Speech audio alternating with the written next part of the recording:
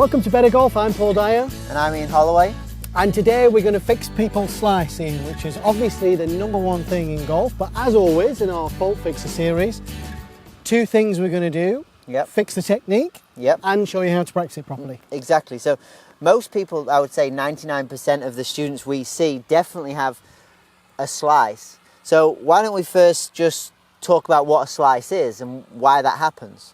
Yeah, okay, so people who slice it tend to do one of two things, or both.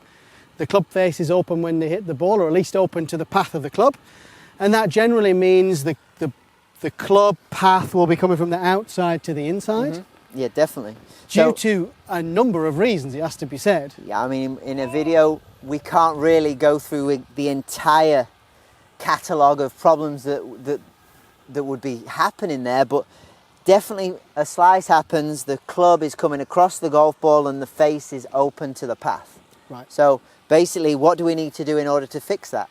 Well, we've got to figure out those two factors. Yep. Get the face more close to the path, which basically means looking after face and looking after path. So we've got two keys there, face and path. How are we going to fix those? Okay, so the number one, working on the club face, is going to be, we're going to strengthen the grip, number one. So what we like to see is that in the left hand, you can probably see 1, 2, 3, maybe 3.5 knuckles here. So I'm going to really get my left hand around, and my right hand's going to complement it. So both the V's are going to be towards the tip of my right shoulder, I would say. That's going to really strengthen that club face. So when I get to the top of the swing with this grip, I can really feel that my right hand is much more underneath the shaft here, and the club face is looking more towards the sky. Yeah, and I think it's really important to say that you can definitely over-exaggerate the feeling of getting a stronger grip and the feeling of right hand under shaft. You know, I mean, make sure that those things are really exaggerated, because for the most part you do have to change the face to the path quite a bit. You do. So the second thing we're going to do, obviously we've taken care of the face. The second thing we're going to do is just drop the right foot back, so the tip of the right foot is level with the middle of the left foot. Yeah. So then I like to see students with a stronger grip and obviously the face, but as they swing down now, I like to exaggerate that feeling of they're really going to swing on their foot line through the golf ball. So obviously then with the closed face, you've got a closed face with a path that's going more to the right, which is the complete opposite of cutting across the ball with an open face. Okay, so in order to fix the face, it's primarily the grip. Make sure the club face points to the sky at the top of the backswing. Yep. Drop your right foot to make sure you come inside, and don't worry about over-exaggeration. Exactly. I don't think it's ever happened to anybody that you've actually over-exagerated the first time you've tried it. Exactly. If you can go to the boundaries of a hook and really experience that for the first time, that really big swinging hook, I think we can bring that in, we can tone that down. So that's the technical side of it. So how would we go about practicing that, Paul?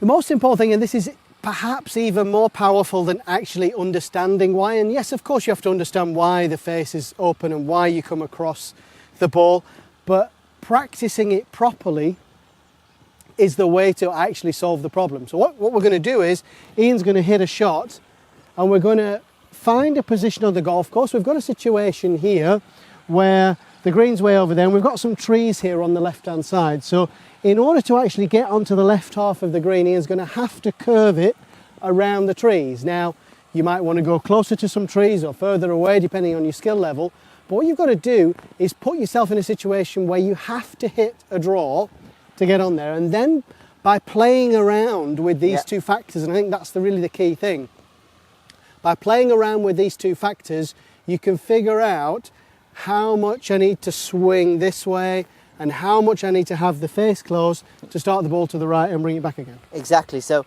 for me, when I stand up here, I've got the trees down on the left side, and obviously my right foot's back now. So I can really get the feeling that I need to swing out to this palm tree here on the right hand side, so I can swing the ball around, because if I start swinging across the golf ball, this ball's going to hit the palm trees there. So turning on my visual sensors here in my posture is really going to help me to change the path and the face just by just by really connecting with what I want the ball to do there. Yeah, and actually the best thing that can happen to you in this situation is that you actually hit a couple into the tree or hit them way out to the right, because that's feedback and that's what we need, right? Exactly. So when you hit the balls and the ball starts a little bit too far to the left, then you need to swing more out to the right. And when it doesn't swing back, then we need to close the face a little bit more and swing more out to the right. Yep. So, okay, so those are the things you've got to do. So 2 technical keys: grip to get the face closed, right foot back and exaggerate that path from in to out. Those are the 2 things you've got to do to actually understand how to change the shape. But the big key is to get into a situation on a golf course ideally and practice having to hit a draw, and that's when you'll really start to improve. Let us know how it went. Go onto Facebook or Twitter, wherever, and get in touch with us. Let us know how you've cured your slice by using this video. Have fun.